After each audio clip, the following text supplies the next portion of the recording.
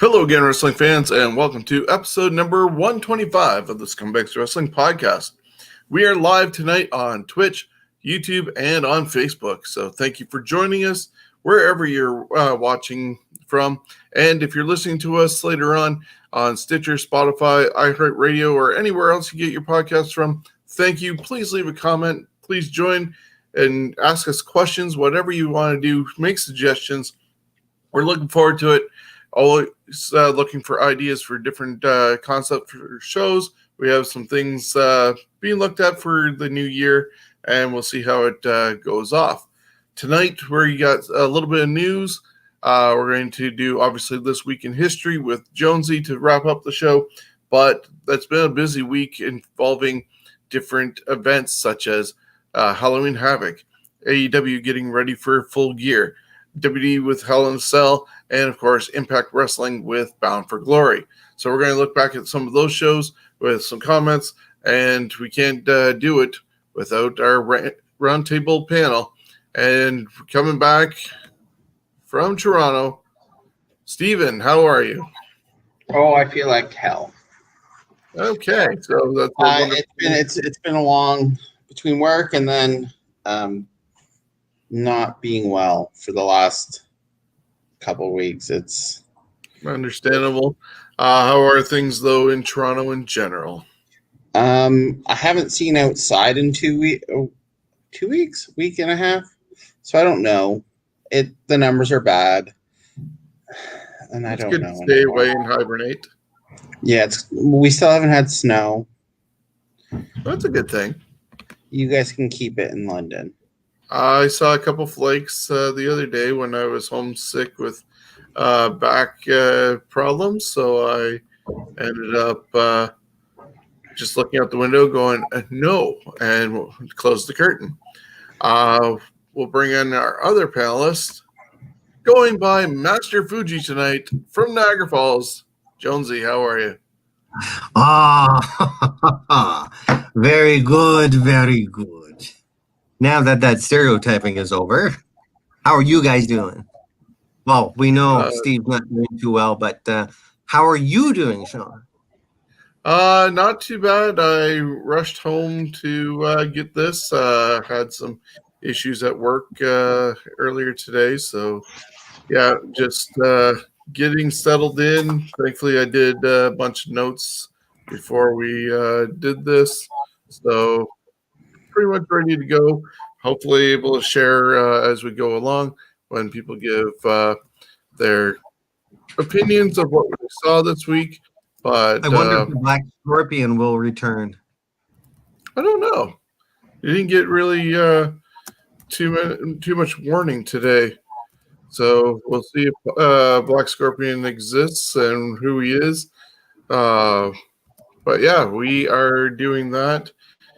And let me just put up a banner here just because we want to know what we are doing.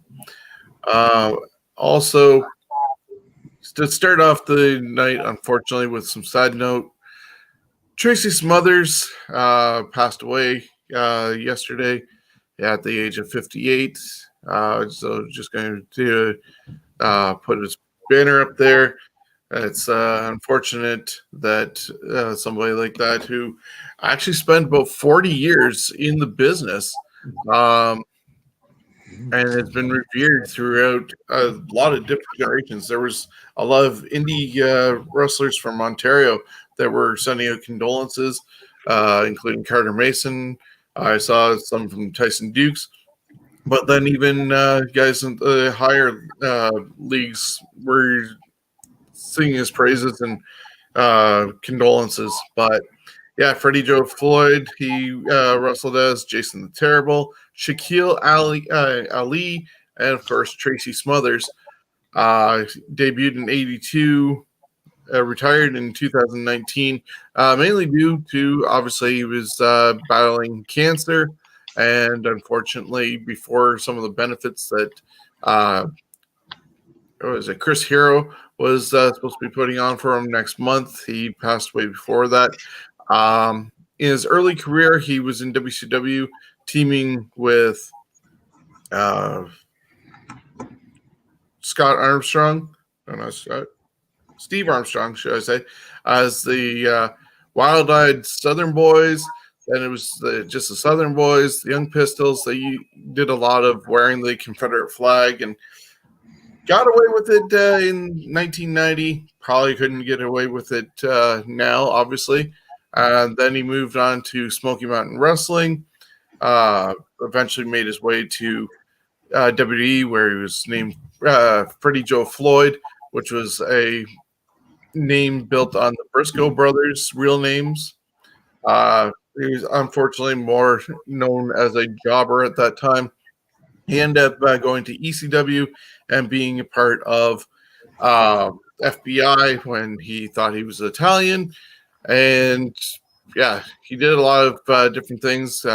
Battled with Blue Meanie at Hardcore Homecoming. Went to the independent circuits. Juggalo Championship Wrestling. Had a brief stint in TNA in 2010. Just a lot of different championships because he was such a journeyman all over the place. I'm scrolling through the Wikipedia, and there's just way too many for me to read off. But do you guys remember anything about Tracy Smothers and thoughts about his passing? Well, I remember him. Mainly the first thing was Freddie Joe Floyd, and I mean, I went back and obviously Smoky Mountain, and I actually forgot he was part of the Southern Boys until I started watching NWA again, and I was surprised that WWE made him Freddie Joe Floyd and not even mid-Carter. It was like jobber. Yeah. So, very surprised by some of it. Yeah, I actually like the Southern Boys when I first started watching NWA as they went into WCW, and they were one of my favorite teams. They were U.S. Tag Team Champions, so they were mid-card even then, but still at least a popular team. But yeah. Jonesy, yourself? I know I watched a match of him in it today on old WCW Saturday night reels, but I don't remember a whole lot. I recognize the name, but nothing huge sticks out for me. Yeah, so just to send out condolences to his family and friends. Sad loss to the wrestling world. Just as I said, with 40 years experience in the business, starting at such a young age. Just a lot of wealth of knowledge that was passed on along the way, and he was willing to adapt as well to different styles. So rest in peace to Tracy Smothers, and we'll move on to some news and notes. Last week, it turned out that in AEW on their Wednesday Night Dynamite live show, one of the members of Dark Order, I think it was Silver, potentially, he actually knocked out during that four-way match with Private Party, Butcher and Blade, and the Young Bucks. And he laid there after Private Party kind of squashed his face. And people were still jumping around him, doing their whole flippies. And it wasn't until basically Pepper Parks, the Blade, pulled him to the corner to get him out of harm's way that anything happened and got him to safety. And then it took a while to get medical there. He was still kind of out of it before as the show went off the air. And I guess Cody came out to check and see what was going on. And he did end up walking out on his own volition, but still, to be there in the middle of the ring and a referee not paying attention to what's going on, and it took the Blade to figure it out and pull him to safety. That is another irresponsible thing that AEW seems to do with, what happened with Matt Hardy as well. Whether, I know Jonesy thought it was kind of a little suspect with Matt, and especially when they keep on going back to it like they're going to at Full Gear, but they seem to be reckless and not care what's going on until it's too late. Your thoughts on that? Welcome to all fucking variety show wrestling. They have no idea that he should have been pulled out. The referee, for not knowing this, seeing that he was out like a light, should be fired. If someone would have landed on him, we would be potentially talking about something worse. I mean, we're lucky Pepper Parks realized what was going on and got him out of the way, but if he laid there much longer, we all know it would have been a lot worse. These people don't know what they're doing. I'm really confused by why they're doing what they're doing. Yeah, like they get a lot of flack because they say they want to be sports based, but being sports based, you should be paying attention to what's going on around you either way. And I don't know. It's lack of experience, but even though there was lack of experience, there still was enough in Pepper Parks pulling him out. So experience did pay off in the end. He didn't get hurt. But now hopefully that's something that shows them that they need to pay more attention to what's going on, not just in the ring and in their match, but everything around them. They're not just out there to wrestle. They're there to tell a story, but you have to know what's going. It's like a hockey player. You have to know what's going on down the ice. So, and as far as the referees, they're just not. I don't know if they don't talk about this stuff, but they don't call things properly. I watch some Dark, and they miss a lot of stuff. That's like, why even have the referee in there? If he's not, it's more of a window dressing. I know Jimmy Corderas I was almost frustrated every week by seeing how unprofessional these guys look, and it's a joke. Dana Bryan revealed on Talking Smack after SmackDown, which was on FS1 this past week, that he's on his final run as a full-timer, and he's looking to help elevate younger stars. So he's like 39 years old. We've seen a lot of what he's done. We're even lucky he's back in the ring after the concussions he's had and WWE refusing for so long to let him in. So if he has like 11 months, I've heard, left on his contract, and that's probably his last run full time, doesn't mean he's totally gone. But if he helps elevate some new talent to precede him, that's going to be a lot better than going out and beating everybody like some other guys do on their way out.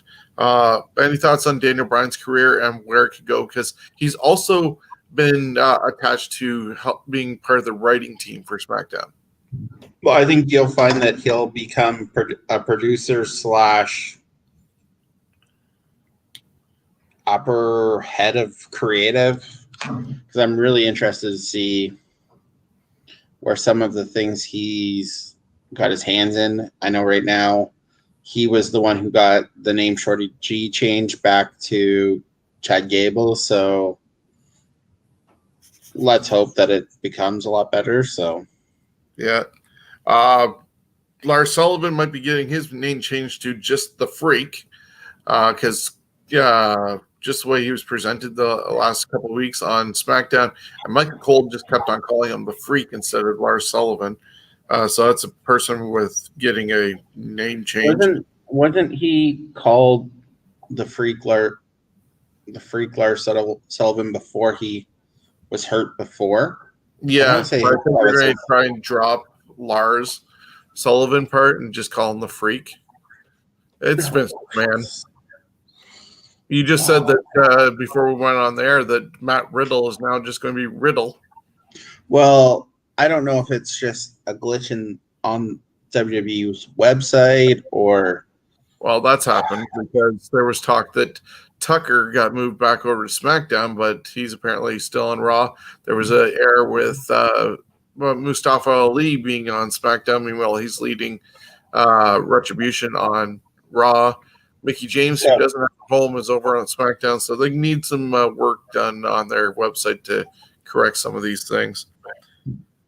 So I think if they just call him Riddle, it'd be dumb, but welcome to WWE at this point. Yep. Chad Gable, as you said, is dumping Shorty G and going back to Chad Gable. We'll have to see what happens with him. I'd love to see them find him a new tag team partner, sort of like do what when Jason Jordan was looking for a tag team partner in his case. So do on SmackDown. I don't know who they have on the roster that he could team with that it would be interesting. Yeah, I think you might have to look at either some 205 guys or NXT to see who's available. Excuse me. Mandy Rose apparently isn't happy with her move to Raw with the fact that they don't have anything for her. They've thrown her together with Dana Brooke after destroying her tag team with Sonya Deville. So maybe she'll grow into it and accept it like she did the storyline with Otis, but you never know. Vince McMahon has removed the buckle bomb from the banned move list because Seth Rollins started using it again and hit Murphy with it. Probably will never see the pile driver removed from there. But no, we will. Eventually, you'll get a guy who can do it safely, and they'll eventually get the trust back. Yeah. On that same episode, Talking Smack, that Daniel Bryan revealed that he's moving into his last stage of his full-time career. Paul Heyman was also on that show and was talking about the storyline with Roman Reigns and Jey Uso going into Hell in a Cell. And he received a note, and the way he held it, people were able to manipulate it and flip the picture because you could see through the page. It was actually a note from Vince McMahon telling him to detail what the consequences were going to be. And you saw that Vince actually signed it. So I guess they still allowed Paul to do something non-scripted, but he got some direction of where he was supposed to at least go live during that show, which was on FS1. Ken Shamrock says that he's still wanting a match against Bill Goldberg and feels that it'll eventually happen, even though Bill Goldberg has like a 2-year deal, 2-match deal per year with WWE. Does anybody want to see Shamrock and Goldberg? That look says it all. If it's a legit fight, if they bring back Brawl for All, then yes, I want to see Ken Shamrock go after Goldberg. That would be fantastic. So WWE is celebrating 30 years of The Undertaker because of this year being 30 years since he debuted as Undertaker at Survivor Series. So all this month for the next 30 days is tribute to Undertaker, which is supposed to culminate in a Brothers of Destruction documentary, which a week before is going to be at a film festival. But if you haven't seen the Last Ride series, apparently it's been moved to the free tier of the WWE Network. So that's available to catch up on if you haven't gotten a chance to see that. Jonesy, I'd highly recommend it for you because. I've seen the Undertaker thing. Oh, okay. I wasn't sure if because I know you don't actually have the network, but if you were able to see it, great. Also, I guess Survivor Series is going to have a big thing for Undertaker. Maybe this is how they do a sort of impromptu surprise out of season Hall of Fame for him, and do that during the show. That would make too much sense. Yeah, but and honestly, if I was going to do that, I'd want fans there. True. And that's, I think, one of the other reasons why they haven't done the Hall of Fame for 2020, because there is no fans available. Because by now, you would have thought they would have done something on the network with JBL and Harry Smith doing his dad and everybody else who was supposed to be on that list for 2020. I expect that will happen. before next year's WrestleMania so they can have a new class go in, and they'll do something, and then they'll do something else for those people in front of a live crowd. But I expect there to be a Hall of Fame induction, some sort. Okay, hold on. I gotta go. Okay. I guess. Sorry, guys. Yeah, no worries. Steve's not feeling as well to be with us. We'll see you next time. Thank you for joining us, though.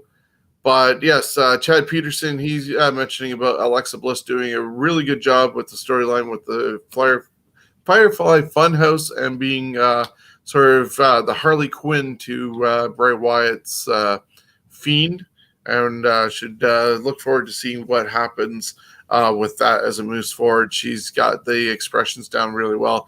You can see that she's definitely a fan of the comic book genre, and of course Harley Quinn, because she's dressed up like her before, so she knows what they kind of do with it. Vince McMahon and Bruce Pritchard have apparently lost interest in Retribution, and that's why they're being squashed like they are on Raw. And I guess the guys of Retribution were sort of Paul Heyman works of art, and that's why they were being used originally, but because they're them being Heyman people, and Heyman's gone to creative, there's a lack of direction for them. Thunder Rosa lost her NWA women's title to Serena Deeb and is now rumored to be joining WWE instead of going to AEW, where she'd been defending her NWA championship. The Miz was given the Money in the Bank briefcase to get shock value by seeing it taken off Otis at Hell in a Cell. And there were still no plans for Otis cashing in the Money in the Bank briefcase anyways, and there was a lot of people trying to figure out how to get it off him. So that's a lot of the news that was going on for this week. And then, as I said at the start of the show, there was a lot of different events that happened. This past Saturday, Impact Wrestling had Bound for Glory. The Deaners beat the Rascals in the pre-show. Rohit Raju ended up retaining his X Division title in an intergender six-way. And then Rhino won an intergender Collier Shot gauntlet match, which was him starting off first. And if him or Heath did not win, they were both going to get fired. And if either of them won, then Heath was going to get a contract officially with Impact Wrestling. And so there was a lot of storyline going on with that. Cowboy James Storm made his return to Impact during that match.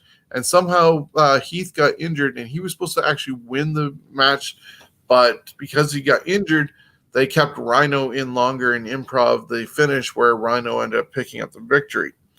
Moose ended up beating EC3. Ken Shamrock was inducted into the the Impact Wrestling Hall of Fame earlier in the night. Later on, he ended up beating Eddie Edwards by submission. But during his induction, he was inducted by Dwayne Johnson, The Rock, and there was also videos of congratulations from Bret Hart and Mick Foley. So, Chris, any thoughts on the fact that for unadvertised, for starters, on the free show, they wasted the opportunity to have Dwayne Johnson as part of their induction of Ken Shamrock? I bet you that might have been that The Rock was allowed to do that, but it couldn't be on the pay-per-view. Because The Rock is still with WWE as far as a Legends contract, so he probably had to get some sort of okay to do that. That's my guess of why that wouldn't be on the show. And if that's not the reason, then, well, they're just dumb. Yeah, because at the same time, he is kind of his own person, and Dwayne Johnson doing it. So who knows what the relationship is there. Plus, Impact Wrestling and WWE have done a little bit of swapping back and forth over the years, including Impact getting some of their video footage shown on the network. So, yeah, anything's possible, and that's why as well, you saw somebody like Bret Hart and Mick Foley also able to send videos, but then, of course, Bret has shown up on AEW on their first show presenting the title, so who knows where their statuses are as far as that goes. The North, Josh Alexander and Ethan Page ended up winning back their tag team championships. They took out the Motor City Machine Guns early in the fight, so it was down to 3 teams basically fighting it out, and they picked up the victory in that. An odd thing, Kylie Ray ended up no-showing the pay-per-view. From what I heard, Impact didn't even know where she was or what was going on, and so they ended up putting in Su Yung into the match against Deonna Purrazzo, and Su Yung ended up picking up the victory and becoming the new Knockouts champion. And that was followed up by Su Young's husband, Rich Swann, winning the Impact Championship from Eric Young. So that was Impact Wrestling's Bound for Glory. They announced also that they're going to revive the women's tag team titles, and that's going to start in a tournament, I think, in 3 weeks. And they also had the guys who've been in the Wrestle House crew do a wedding the other day on Impact, and they all had scenes where they were hating on Johnny Bravo before his wedding to Rosemary. And then during that thing, the lights went out, a gunshot happened, and when the lights came back on, Johnny Bravo was apparently dead.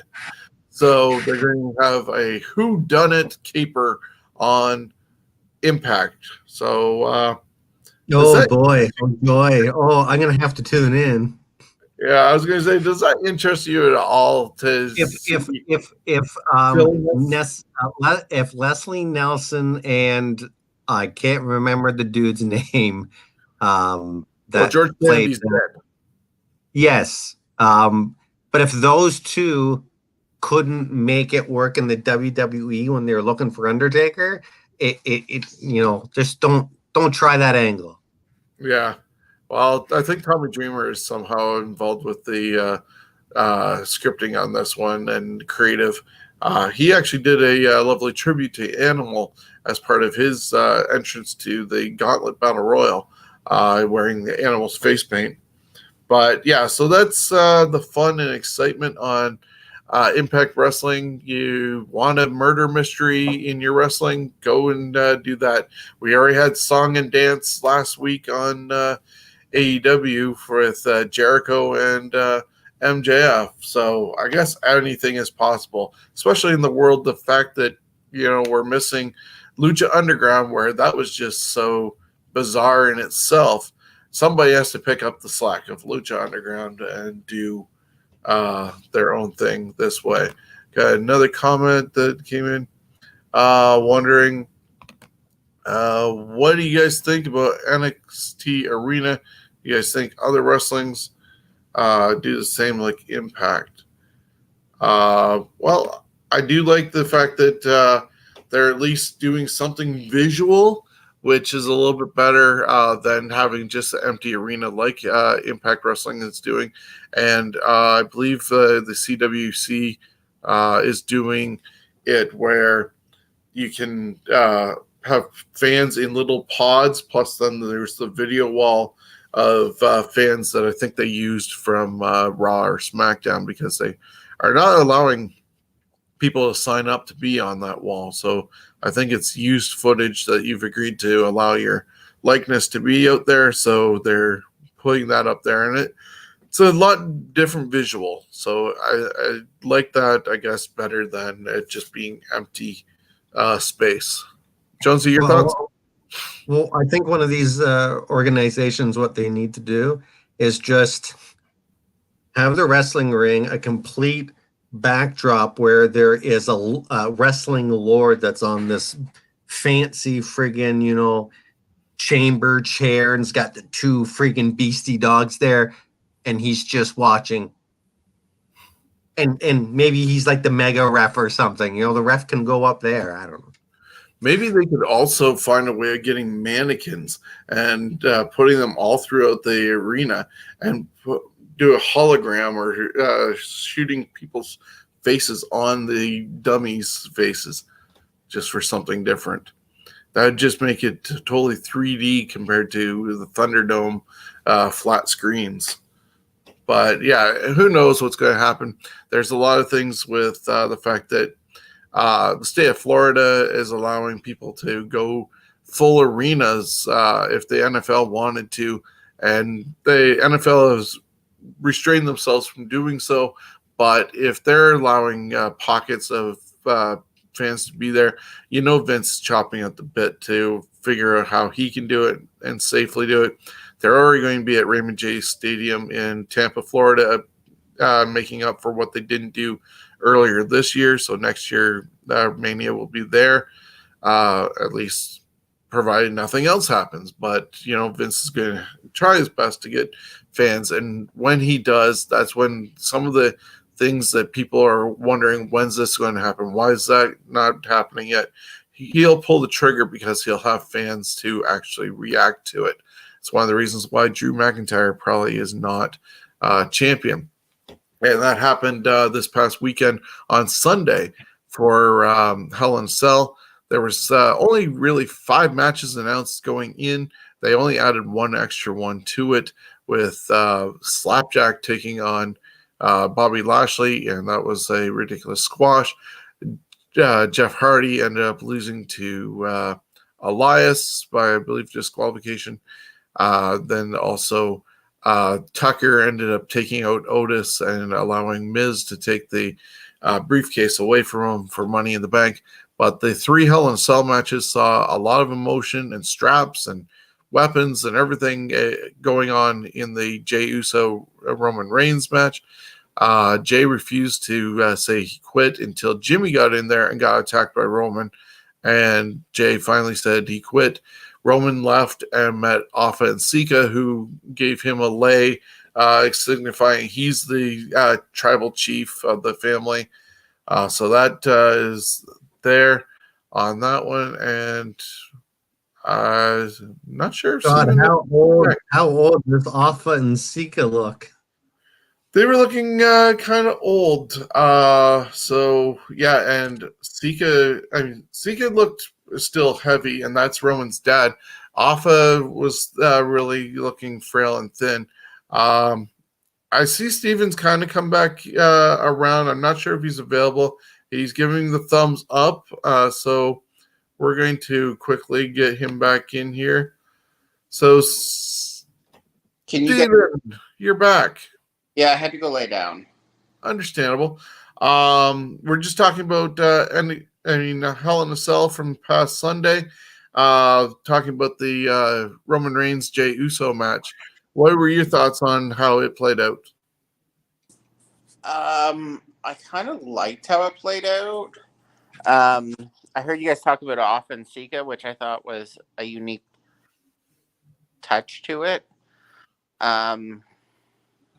I can see it being a Samoan dynasty led by Reigns, and got your tag team henchmen, which I'm assuming that's where they're going.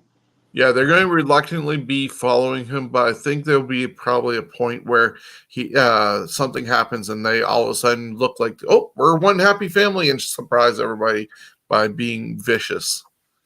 I don't know if they're going to wait until, which one is it, Jimmy or Jay that's hurt right now? Jimmy's out. So I don't know if they're going to wait for him to come back or if they're going to set it up where he's around but not wrestling, which I hope. Yeah. And I was listening to Jim Cornette because I literally have nothing else to do. And he was talking about this, and they were saying, well, what if Jacob Fatu joined it? Yeah, I believe he's over in MLW, but wanting to join up. Eventually, I do see a whole Samoan dynasty led by and managed by Paul Heyman, and it fits well because he managed the Samoan SWAT team in the WCW. So It comes around full circle, I guess. The other two matches that happened in Hell in a Cell included Sasha Banks, the boss, picking up her first SmackDown Women's Championship. She is now a Grand Slam winner in WWE, joining Asuka and Bayley. Bayley does have a Money in the Bank over top of hers, and Asuka has Money in the Bank and a Royal Rumble win. So making them almost first, second, third for success in completing everything. Charlotte Flair and Becky have yet to do that, but eventually I see them joining that ranks. But yeah, so Bayley ended up losing that one. Another comment from Chad Peterson. Bayley is done for a while. That's why she lost to Banks and needs some time off with her family. If that is true, then be a good way for her to also recharge and also sell the beatdown that she took from Sasha. Your thoughts on that one, Steven? I'm not sure if Jonesy, you saw that. To me, I thought that was one of the better, probably one of the top 2 or 3 matches from Hell. I thought it was probably match of the night and could have actually main evented, but the main event was Drew McIntyre dropping the WWE Championship to Randy Orton, making him a 14-time world champion, tied with Triple H. And I have no problem with that because I think I kind of want to see him, Drew McIntyre, win it when there's fans. Yeah, I think that's what they're going to hold off for because he was disappointed that didn't happen at WrestleMania. And also there's that possibility that Orton might drop it to Edge first, though. I think there's lots of TBAs still. I mean, I think match of the night from Hell in a Cell was Uso. Close second was Banks and Bayley, and I thought the third best match was Orton and McIntyre. I think what hurt them was the other 2 Hell in a Cell matches went before them. Yeah, it's hard to do 3 matches the same style and have them different at the same time. That led to Monday night with Raw.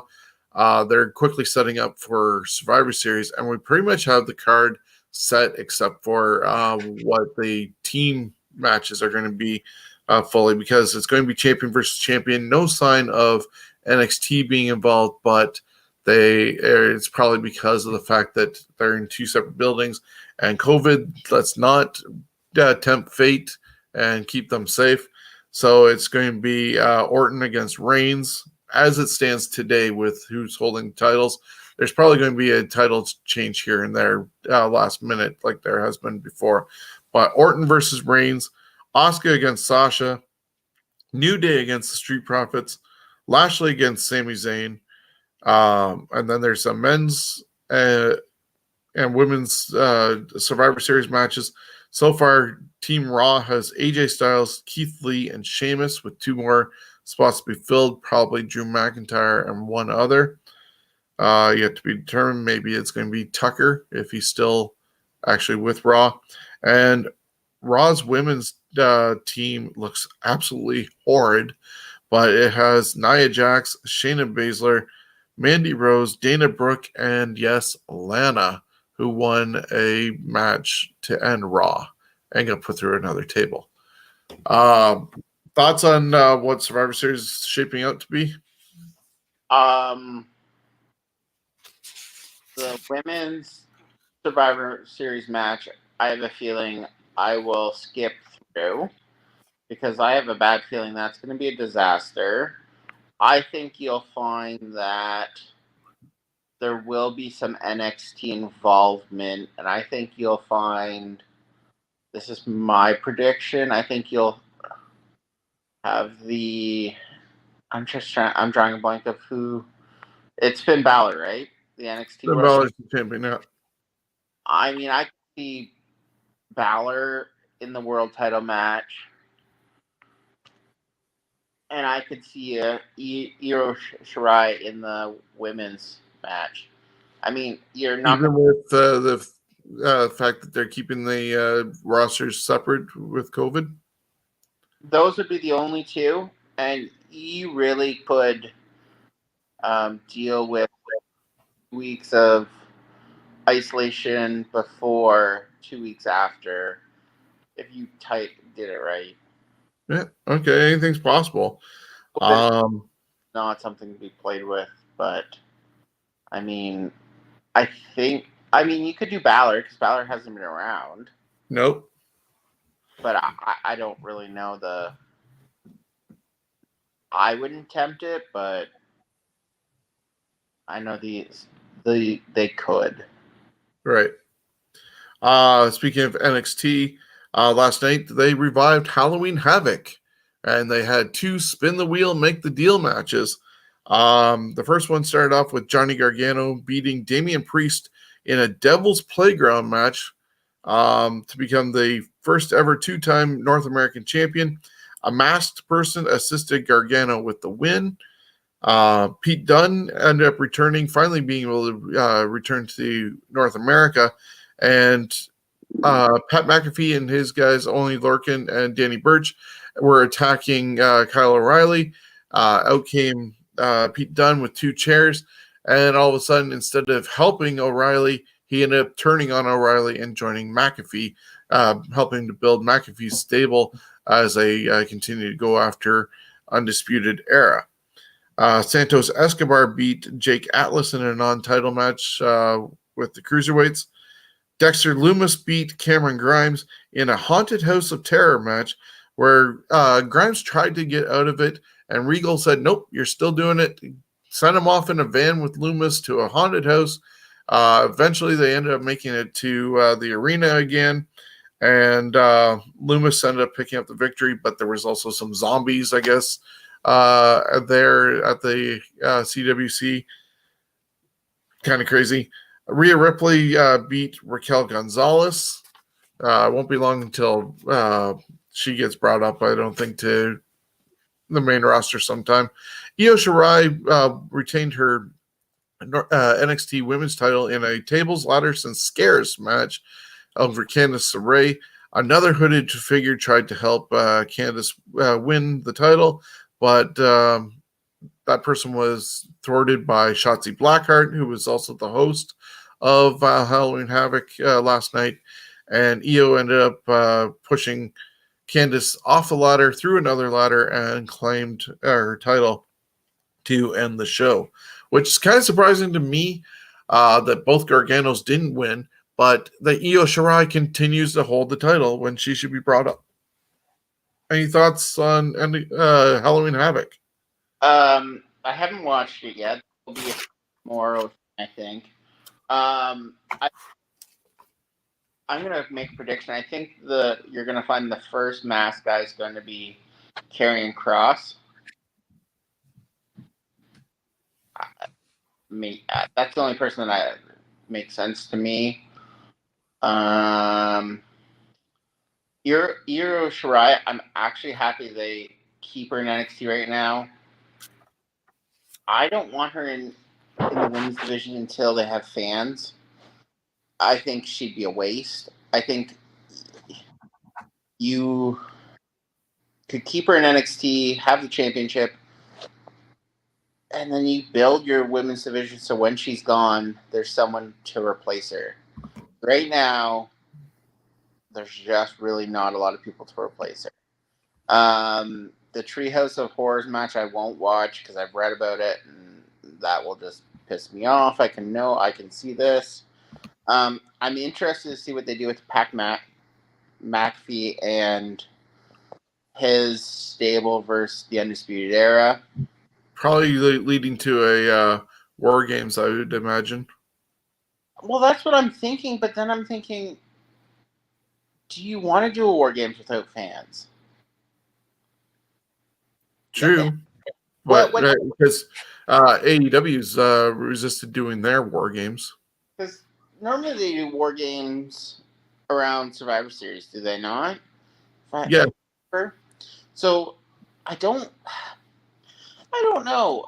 I'm torn. If you don't think you're going to have fans for months and months and months, then do a War Games, I guess, around Royal Rumble. But I don't know. I was figuring either some sort of Survivor Series match to start with, or a War Games. But that's the only thing that makes sense. I'm interested because I think that's going to be interesting. I think if they do a War Games, they need to bring the blue cage. Do a double ring blue cage. That would be a nice cage a long time ago. Sorry? They got rid of the blue cage stuff a long time ago because it had no give. They only really had that because of Bundy for a long time.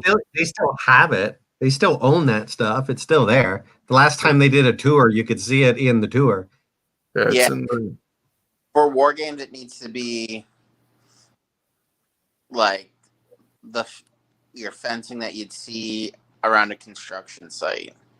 Yeah, the chain link, but their War Games also doesn't have a lid on it like the old WCW one did. I would hope that they go back and put a lid on it, especially if you don't have fans.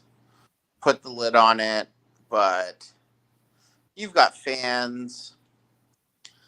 I mean, I'm a traditionalist. I would like them to put the fans on it.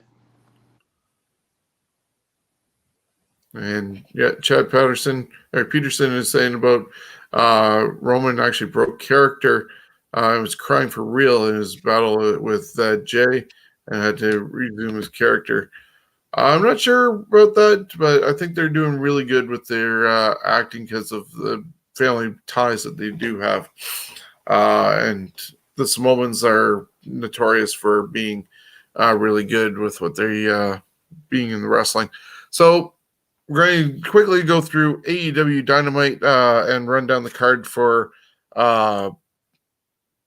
Full Gear, and then we'll switch over to our This Week in History. So last night, AEW Dynamite started with Dasha and MJF. Sammy Guevara interrupted because he doesn't want MJF as part of the Inner Circle. Then they had Hangman Page beat Wardlow to advance to the Full Gear Finals match with the winner from Penta, Zero M, and Kenny Omega. Eddie Kingston made a short work of Matt Sydal. John Moxley had a promo on Eddie Kingston to fuel up their I Quit match happening at Full Gear. Excalibur had a sit down with the Young Bucks and FTR, and they tried to explain why the baby faces, Young Bucks, were being as violent and mean to people as they had been, but I don't think it really got over well. FTR ended up walking out of the whole thing. Inner Circle had a town hall to determine if MJF can join. It was moderated by Tony Schiavone and Dasha. Questions came from Luchasaurus involving economics, Peter Avalon begging to be a part of Inner Circle and getting laughed at, and then Eric B. from Wyoming, known as Eric Bischoff, came out and asked some questions based off of JFK's "What can you do for me? What can they do for you?" type deal. And MJF's just offering friendship. But it turned out that everything boiled down to Jericho saying that he could be a part of the Inner Circle if he beats them at Full Gear. Sammy Guevara and Santana don't want him part of that, so it's going to be a tag team match next week with MJF and Wardlow against Santana and Guevara.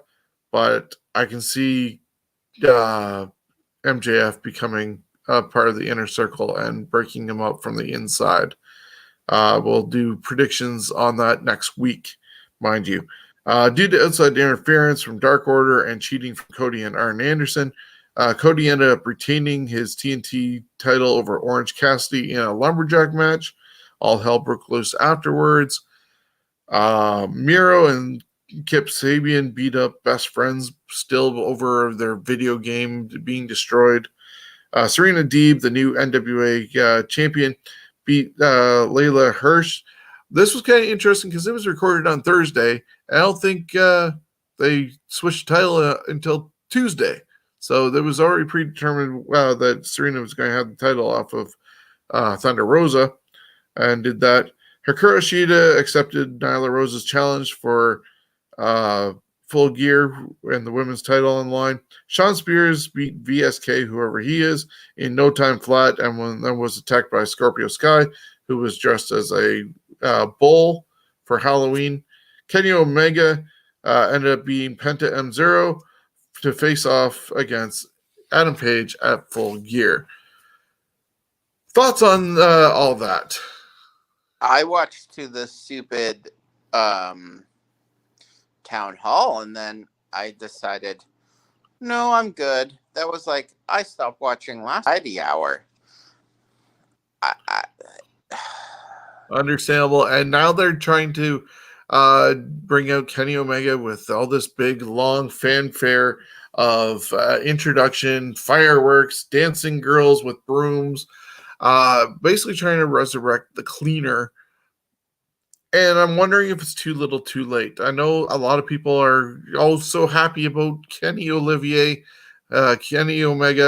coming back as the cleaner, but after a year of being blah and shit with Hangman Page, is it too little too late to build him back up as the cleaner?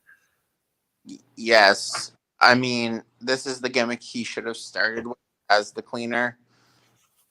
You can't polish a turd. You can't pick a piece of shit up from the clean end. I mean, I'm not. When is their stupid pay-per-view? It is on November 7th, and that's when Adam Page is going to go against Kenny Omega in the finals, which, I'm saving off my predictions for next week. Cody against Darby Allin for the TNT title, FTR against Young Bucks for the tag titles, Matt Hardy against Sammy Guevara in an Elite Deletion match, Hikaru Shida against Nyla Rose for the women's title, Jericho and MJF to allow MJF into the inner circle, Moxley against Eddie Kingston for the world title in an I Quit match, plus Orange Cassidy against John Silver in a pre-show. Yeah, that sounds about as entertaining as getting a, surgery. Well, they do have some really top matches going on, but I feel like they're blowing all their load in one shot in this one event. Like, you're getting Mr. Fuji like. You're getting Page and Omega. You're getting Bucks and FTR all in one thing instead of spacing it out. I'm going to make a quick prediction. 2 quick predictions. Yeah. Bit more about next week. But I'm saying the Bucks try to screw Page, but cost Kenny Omega. And Hangman Page cost the Young Bucks the tag titles because they added a fucking gimmick, of course, on that. Oh, of course. And Page joins FTR and Tully with Shawn Spears, and there's your 4 Horsemen. Well, we're not going to call him that because that hurts my soul. But I assume that's I don't. People, I can't even watch a full episode of Dynamite. I haven't in weeks because they just do dumb shit. It hurts. It hurts to watch it. I mean, the best thing last week was Sonny Kiss's entrance. And then destroyed in 28 seconds or less. Well, and then you've got Joey Janela, who couldn't be in the tournament because he has came in contact with someone with the COVID. And then Ray Phoenix is knocked silly, so then they just drop in Penta Zero without any explanation. Like, your jaw. And they've already taped next week's episode, I guess. Yeah, I'm not sure. I thought this week's was pre-taped. I know that. I thought I read 3 weeks. Okay. I mean, regardless, Anything's possible. Up. They already have. So I would not spend a penny on their pay-per-view. I won't even try to find it for free on the internet. I don't want to waste my time with them. Understandable. So we will do predictions fully next week after we see what their go-home show looks like next Wednesday on TSN or TNT. Okay. Can we call it the go-away show? Anything's possible, yeah. I want them to go away. So before I quickly turn this over to Jonesy with our This Week in History, if you tuned into Chris Maloney's CWN Weekly last Friday, I was a part of it briefly here and there because of stuff going on. But we made an announcement, I'm making it here as well, that coming January 18th, I believe it is, it's a Monday, the Canadian Pro Wrestling Hall of Fame presented by CWN will be happening this past Friday. Chris announced 4 categories. There's going to be 9 in total. 4 more will be announced tomorrow night on CWN, but there's going to be a Legends, Women's, Men's, and Tag Team. And as I said, 4 more categories revealed next week. They'll be voting, or tomorrow night, they'll be voting throughout the month of November and possibly into December, maybe 6 weeks or so, where fans will get their choice of the nominees. And there's a lot of rich history of people that are a part of this nomination for the first time of us attempting to do it and see if it takes off. Canada really doesn't have a Hall of Fame. There is one that was together with Slam Wrestling, I think, and Greg Oliver. And that's why we're making sure we're not stepping on anybody's toes that way. But that's still in flux, him trying to regroup that after Slam Wrestling got dropped by the newspaper and everything. So he's rebuilding that. But CWN, we are putting together our own Canadian Wrestling Hall of Fame and honoring those who are paved the way. And you'll find out with categories tomorrow, people who are starting to get into the business that have our prospects. But that's what's going on. Our idea, January 18th, on the 12th anniversary of CWN's launch.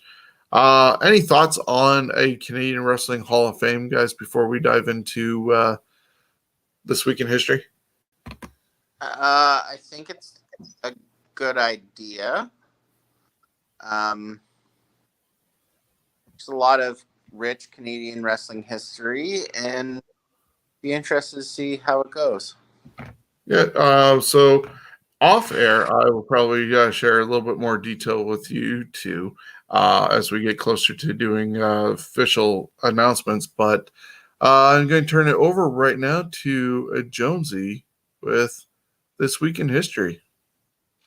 All right. Well, we are going to go from this week. There we go. This Week in Wrestling History, October 22nd. We will start with 26 years ago. WCW presented Halloween Havoc 94, the one where career versus career world title match between Hulk Hogan and Ric Flair took place, which doubled their pay-per-view numbers from the years previously. In a pre-show dark match, Booker T defeated Brad Armstrong. Johnny B. Bad and the Honky Tonk Man went to a 10-minute draw for the WCW World Television Championship, and the Honky Tonk was fired due to a dispute. And of course, he was fired by FedEx. Hulk Hogan defeated Ric Flair in a steel cage career versus career match to retain the WCW World Heavyweight Championship. Mr. T was the special enforcer. As a result of the loss, Flair was forced to retire for the 5th time. 25 years ago on Monday Night Raw from Canada, Alundra Blaze defeated Bertha Faye to win the WWF Women's Championship for her last time. She stored it in a paperweight basket after that. One On that same show, Owen Hart wins a 20-man battle royal for a future shot at the WWF Intercontinental Championship. 20 years ago on Raw is War, the Hardy Boys, disguised as Los Conquistadors, defeated Edge in a handicap match to win the WWF Tag Team Championships. 20 years ago, Rodney Agdupu Anoa'i, best known to wrestling fans as Yokozuna, born in 1966, San Francisco, Anoa'i grew up in the famed wrestling family and was trained by his uncles, the Wild Samoans.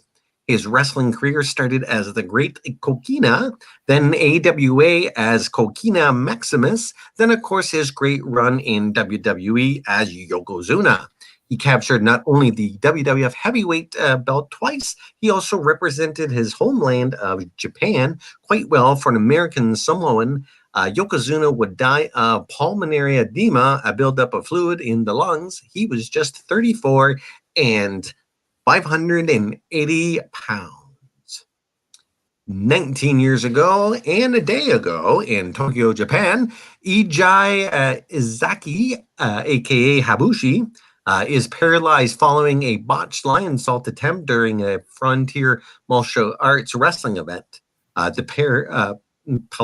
paralysis of Ziki would be a fatal blow to FMW, as he was the face of the company. FMW was $1 million in the red to various Japanese organizations. FMW founder Soichi Eri, one of Kaisa's closest friends, was found hung in a park in Tokyo just 3 months later. As for Aziki, he would become a singer in 2007. Late in 2015, Aziki would regain use of his legs and stand on his own and walk with a cane. On March 3rd, 2006, Aziki died of a subarachnoid hemorrhage in his home in Tokyo. He was 47. 18 years ago, at a NWA TNA weekly pay-per-view taping in Nashville, Tennessee, AJ Styles defeated Six-Pack to win the TNA X Division Championship. 16 years ago, in Highland, India, CM Punk defeated AJ Styles to win the IWA Mid-South Heavyweight Championship for the 5th time. It's a happy 33rd birthday to cheerleader and fitness model turned wrestler Lee Van Dale, known to wrestling fans these days as Carmella. Lee is the daughter of the 90s WWF jobber Paul Van Dale. Go check out one of Paul Van Dale's matches. October 24th, we're going to 40 years ago in Okinawa, Japan. Tiger Jeet Singh defeated Toru Ononoki to win the UWA Heavyweight Championship. 27 years ago, WCW presented Halloween Havoc 93. Dustin Rhodes defeated Steve Austin to retain the WCW United States Heavyweight Championship. The Nasty Boys, Brian Knobs and Jerry Saggs, defeated Marcus Bagwell and Too Cold Scorpio to win the WCW World Tag Team Championship. Rick Rude defeated Ric Flair by DQ, and Vader defeated Cactus Jack in a Texas Death Match. The match was determined by a spin of the wheel.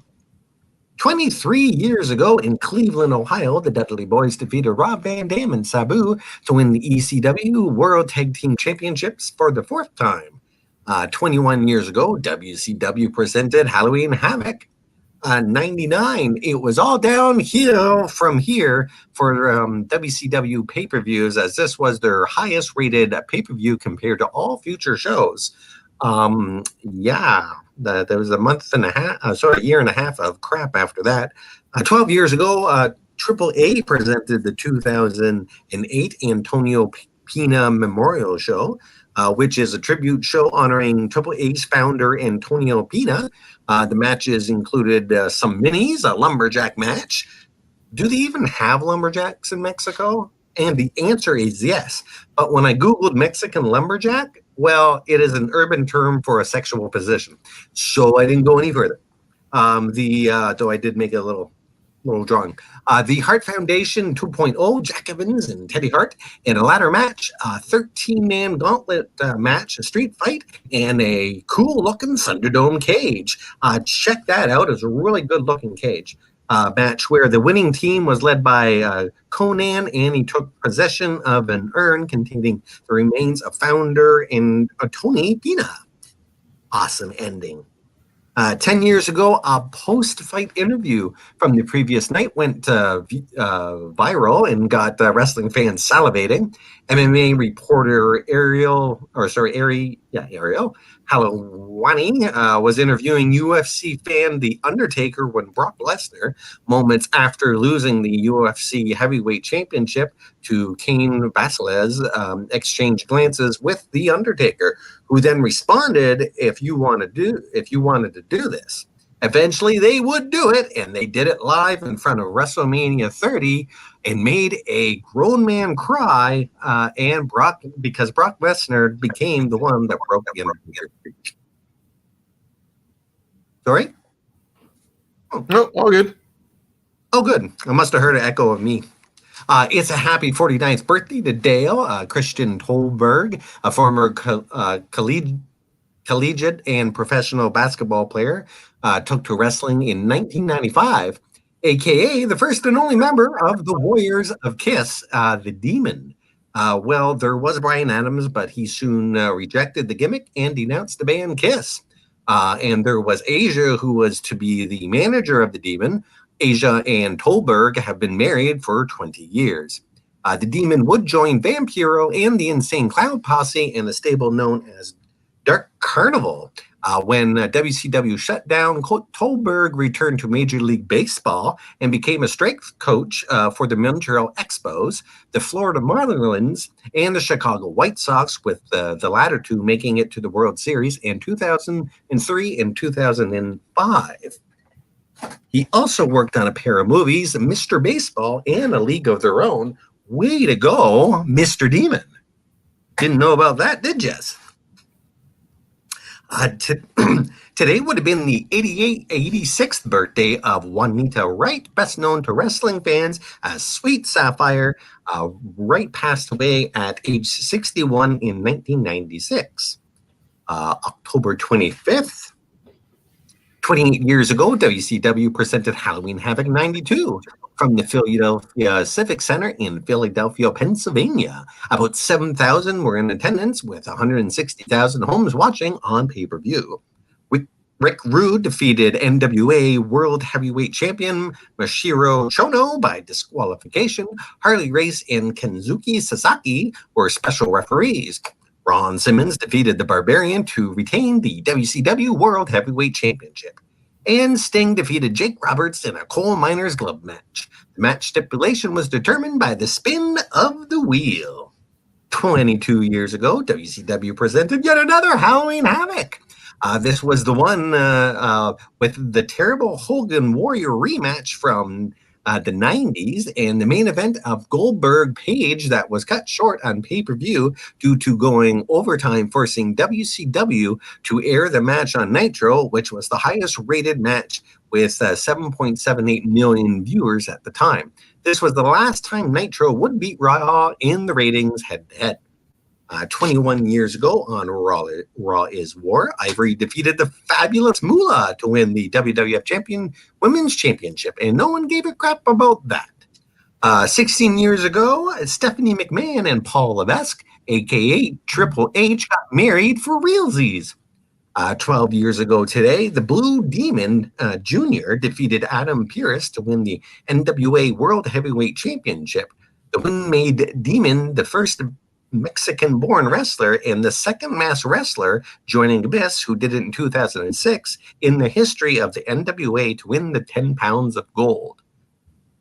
And it's a happy 63rd birthday for the father of Japanese death match, Toshi Onita. Or Juanita. It's probably Onita. Who cares?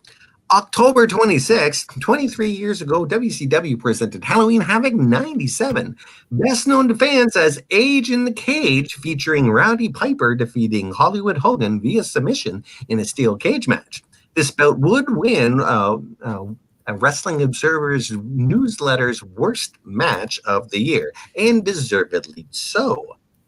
12 years ago today, WCW presented Cyber Sunday, The matches included the Honky Tonk Man defeating WWE IC champion Santino Marella by disqualification.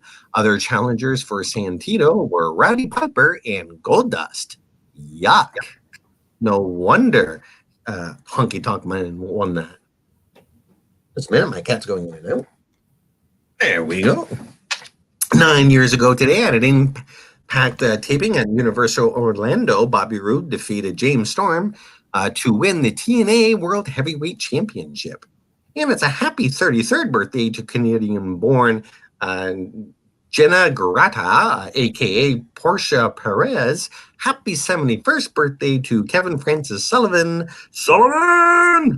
And it's a happy 73rd birthday to Hillary Diane Rodham Clinton. In 2008, Clinton, along with Obama and Senator John McCain, all appeared on Raw in pre-recorded messages encouraging viewers to vote. It's a happy 43rd birthday to Tako Yoshida, best known to wrestling fans as Taka Michinoku. Trained by the great Suzaki, Yoshida wrestled notably for Federación Universal de Lucha Libre, UWF, Frontier Martial Arts Wrestling, New Japan Wrestling, before gaining exposure in the States for Extreme Championship Wrestling, which I didn't know he was actually in for a short time, following his performance at their first pay-per-view, Barely Legal. Michinoku joined the WWF to bolster their new lightweight division and became champion. He would also win the IWGP Junior Heavyweight Tag Team Championship with Dick Togo. And we're moving on to October 27th. For all of you taking notes, if I'm going too fast, please let me know. 33 years ago at WWF Superstars taping in Syracuse, New York, Strikeforce Martel and good friend Tito Santana at the time defeated the Hart Foundation, Bret Hart and Jim Neidhart to win the WWF Tag Team Championship. 29 years ago today, WCW presented Halloween Havoc 91. This is the one with the infamous Chamber of Horrors match. The match could only be won when someone pulled the final lever after someone was hooked into the electric chair. It was terrible, with half the scheduled wrestlers being replaced for this match, which was the first match of the pay-per-view card. There's so many people that they changed who was going to be in this match, and I'm not writing it all down.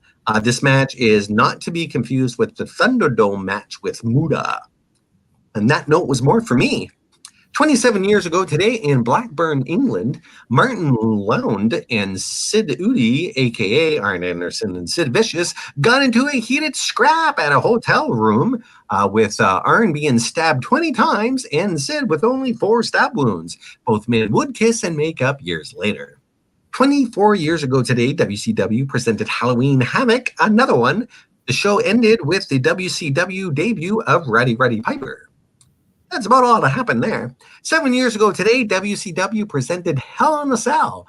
Randy Orton defeated Daniel Bryan in a Hell in a Cell match to win the vacant WWE Championship. Shawn Michaels was the special referee. 20 years ago and a day ago, Bret Hart announces his retirement from wrestling. And it's a happy 55th birthday to Bruno Lawler, best wrestling fans know him best as Harvey Wippleman. Born in Pennsylvania, he broke into the wrestling business at age 14 by breaking down the ring after wrestling shows at a circus in exchange for free admission. He would eventually land in Memphis as Downtown Bruno and would become one of the top managers in the territory.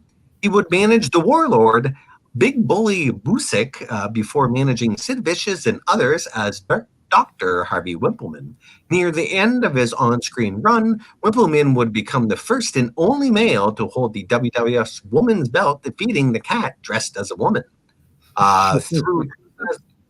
Through 2001, where he transitioned to road agent duty and today serves as WWE's unofficial concierge. Lawler wrote an autobiography released in 2008, Wrestling with the Truth, which I will check out because I think he's got a cool freaking job. October 28th, 31 years ago, NWA presented WCW Halloween Havoc, settling the score. Ric Flair and Sting defeated the Great Muta and Terry Funk in a Thunderdome cage match, which had a small fire prior to the match, and it was because it was electrified. Whether that was an accident or they planned that so people would think it was really electrified, either way, I think it worked out pretty good, except for the match. The match could only end when one of the managers threw in the towel on their team's behalf. Ole Anderson nailed Gary Hart, causing Hart's towel to fly into the ring, causing special referee Bruno Sammartino to end the match. 17 years ago today, Low-Ki, one of the central figures of Ring of Honor, leaves the company over creative and financial differences. 14 years ago, following an event in Racine, Wisconsin, WWE announces that ECW house shows would be suspended indefinitely as they would combine with the SmackDown events going forward. The ECW house shows would never return. I actually went to one of those. Sorry? I actually went to one of those in Saginaw. Oh, nice. So that was at least 14 years ago. Yep. And 13 years ago, WWE presented Cyber Sunday. Rey Mysterio defeated Finlay in a stretcher match. Triple H defeated Umaga in a street fight. Street fight was the stipulation of choice, 57%, followed by Steel Cage with 26 and First Blood match with 17. Bullshit. Wrestling is not fake, just the storylines are. Screw this. We're moving on. 8 years ago today, WWE presented Hell in a Cell. CM Punk defeated Ryback in a Hell in a Cell match to retain the WWE Championship. The loss was the first for Ryback since he joined the main roster in April. It's a happy 36th birthday for Christina Lim Hemi, or simply Christy Hemi, or Hemi. Anyways, October 29th. 31 years ago today on Mid-Atlantic Championship Wrestling, Dusty Rhodes delivered what would be his most famous promo, the Hard Times promo, which spoke to what NWA World Champion Ric Flair did when he took Dusty Rhodes out of action. Do you want to hear me read the whole promo? No, I think we're okay. No, okay. I'll just give you the highlights. The American Dream got what I wanted. Ric Flair, the world's heavyweight champion, blah, blah, blah, blah, blah. There you go. Actually, it's a really good one. You read it. It makes a lot of sense. It's very nice. Rhodes would go on to win the NWA world title at Starrcade 85, only to have the decision overturned on a technicality a week later. 30 years ago today, WWF taped Survivor Series Showdown 90 from the Market Square Arena in Indianapolis, Indiana. 25 years ago, WCW presented Halloween Havoc 95. The show featured the in-ring debut of The Giant.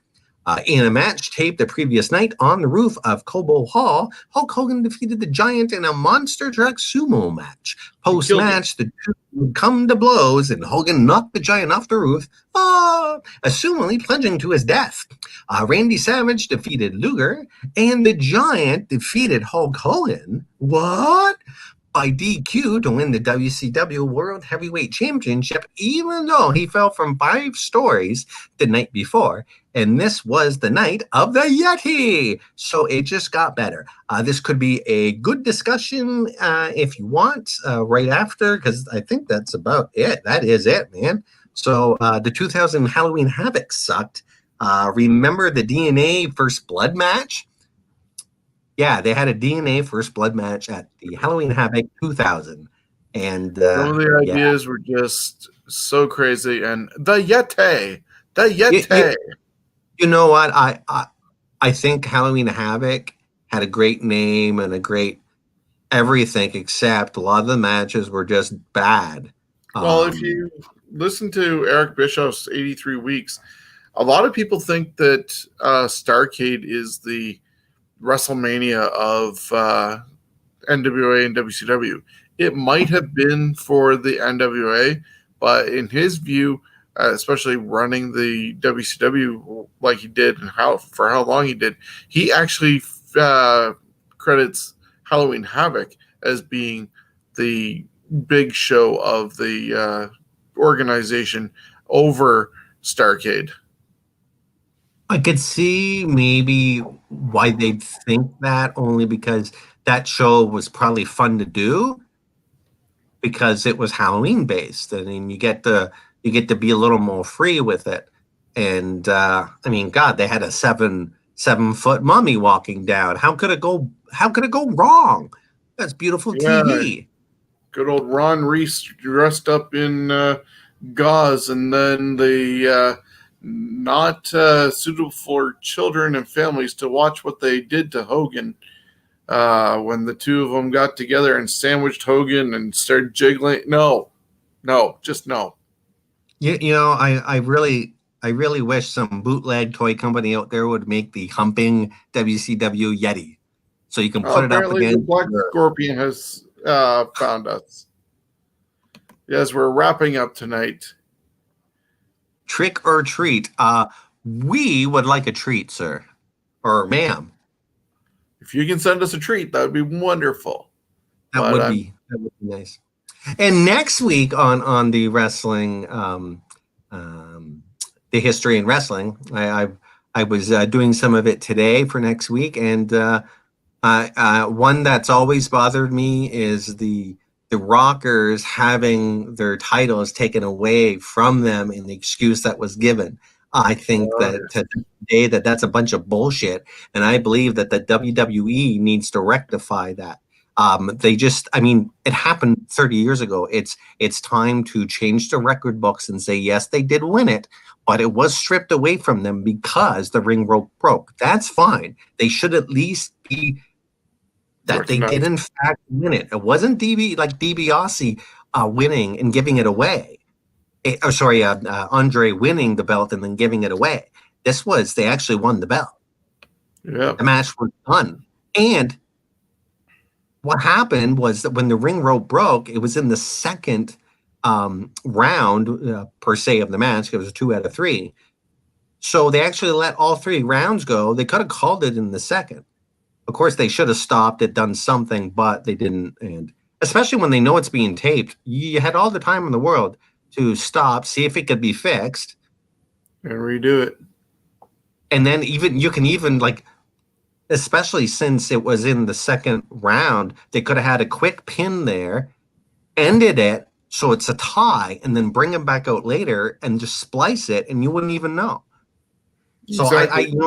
That's one I would like to ask someone that was there, that why didn't I'm sorry that the ball was dropped. 3 words: Bret Hart politics. No, that's bullshit. That's what that is. That's bullshit. So, yeah, thank you once again for bringing us the week in history. There's a lot going on. As you said, a lot of Halloween Havocs to look back on. If you have the WWE Network, definitely give it a look. This concludes this week's episode. We have some trivia. Where go on vacation? A haunted house, probably. No, Malibu. Nice. Very wonderful. Thank you, Black Scorpion, for finding us. But anyways, next week is going to be starting our month of Survivor Series. We're looking back at some of the teams with Fantasy Warfare Tournament. We're going to, on next week's episode of Scumbags Wrestling, talk about the Canadian Pro Wrestling Hall of Fame announcements are going on. We're also going to do predictions for Full Gear, which is happening this week, the following Saturday. And we'll find out what other news is going on. Why don't mummies take time off? They're afraid to unwind. I will say in closing here, I'm a little disappointed in the Black Scorpion that he didn't dress up and come in as like Papa Shango or something. So yes, yes, he at least recognizes. So yes, be sure to join us, whether you're live with us on Twitch, Facebook, and YouTube right now, or you're listening to us later on our other podcast outlets such as Stitcher, Spotify, iHeartRadio, wherever you get your podcasts from. Thank you for joining us. Even if you are the Black Scorpion, we will eventually figure out who you are. But definitely enjoy your levity and participation in the show. And we'll catch you again next week. And he says apparently that Papa Shango fears Fuji. Good. He better. So you know what? Come. Since it is popular again in wrestling, perhaps we need to hire some investigators. There you go. So until next time, thank you for joining us. And we are out of here.